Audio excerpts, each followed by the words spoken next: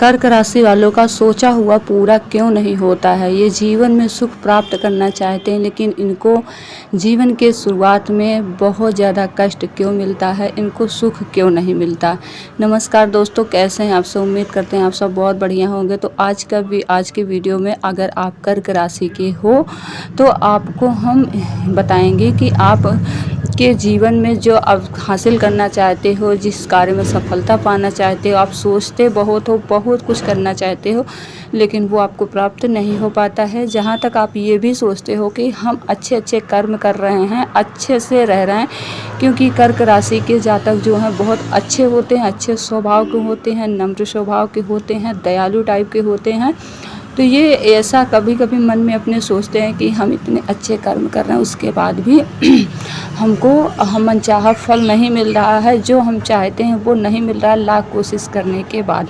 वहीं पे अगला इंसान, सामने वाला इतना पाप कर रहा है, इतना गलत कार्य कर रहा है, लेकिन उसको धन दौलत पैसे हर चीज़ मिल रहे हैं। तो ये क्यों होता है दोस्तों, ये ऐसा क्यों होता है, भगवान ऐसा क्यों करते हैं, क्यों ऐसा करते हैं भगवान की। जो अच्छा कार्य करता है उसको वो सुख नहीं मिल पाता, जो बुरा करता है उसको सुख प्राप्त होता है।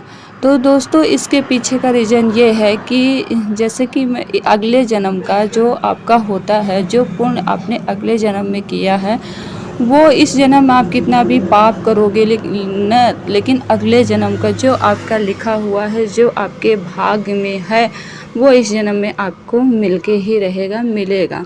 जो आप इस जन्म में पाप करोगे वो आपको अगले जन्म में भुगतना पड़ेगा। वैसे जीवन में आप उसी जन्म में, जीवन में लोग भुगतते हैं, लास्ट जब अवस्था बुढ़ाई की आती है तो जो कुछ बचता है वो अगले जन्म में उनको वो भोगना पड़ता है। अगर वो गलत करते हैं तो अगले जन्म में वो भोगेंगे, लेकिन जो उनको सुख प्राप्त हो रहा है, वो कितना भी नीचताई कर रहे हैं, कितना भी कष्ट लोगों को दे रहे हैं, पहुंचा रहे हैं, अन्याय कर रहे हैं, लेकिन उनको फिर भी सुख प्राप्त हो रहा है, पैसे धन दौलत हर चीज़ उनको मिल रहा है। तो वो अगले जन्मों का कर्म का, जो अगले जन्म में उन्होंने अच्छा किया है, वो उनको इस जन्म में मिल रहा है। आप हैरान रहते हो कि हमको क्यों नहीं मिल रहा, हम इतना अच्छा करने के बाद हमें क्यों नहीं प्राप्त हो रहा।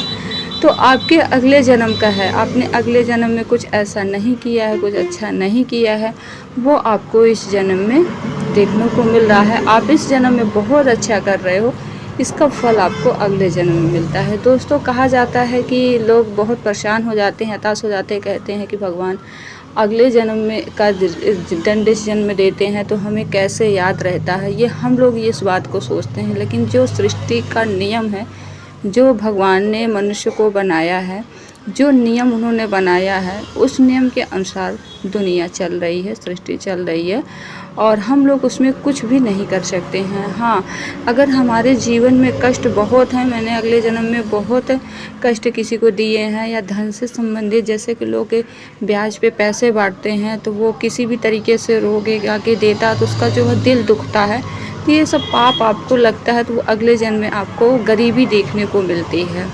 गरीबों को ठुकराना, गरीबों की हेल्प ना करना, मदद ना करना। इसीलिए कहते हैं कि आपके पास जो कुछ हो हमेशा आपको थोड़े बहुत दान करने चाहिए।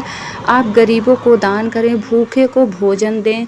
इस तरीके से अगर आप करेंगे, जैसे जिनके माता पिता बच्चों को शिक्षा नहीं दे पा रहे उनके बच्चों को शिक्षा दें, जिनके माता पिता कन्याओं का विवाह नहीं करवा पा रहे हैं, थोड़े बहुत जो भी आपके पास आप विवाह करवा सकते हैं, अगर आपके पास धन भगवान ने आपको दिया है तो।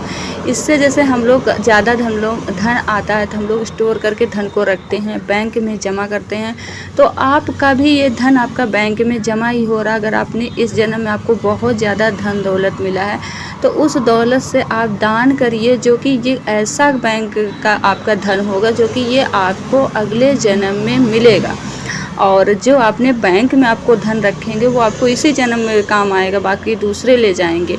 आप जो दान करेंगे ना वो आपके अगले जन्म में आपको मिलेगा। तो इसीलिए कहा जाता है कि भूखे को भोजन कराओ, प्यासे को पानी पिलाओ, कुमारी कन्याओं का विवाह करवाओ, जिनके लड़के लड़कियां बच्चे जिन माँ बाप के पढ़ा नहीं पा रहे हैं उनको शिक्षा देने का प्रयास करो। जो भी आपके पास हो, आपके पास एक किताब हो, किताब देने को हो, कॉपी देने को हो, पेंसिल, आप अपने हिसाब से दीजिए। अब ऐसा नहीं कि आप अपने घर और सब बेच के दीजिए, ऐसा नहीं। आपके पास आपने भगवान आपको ज़्यादा दिए हैं, जो दिए हैं उसी में से आप दान करिए।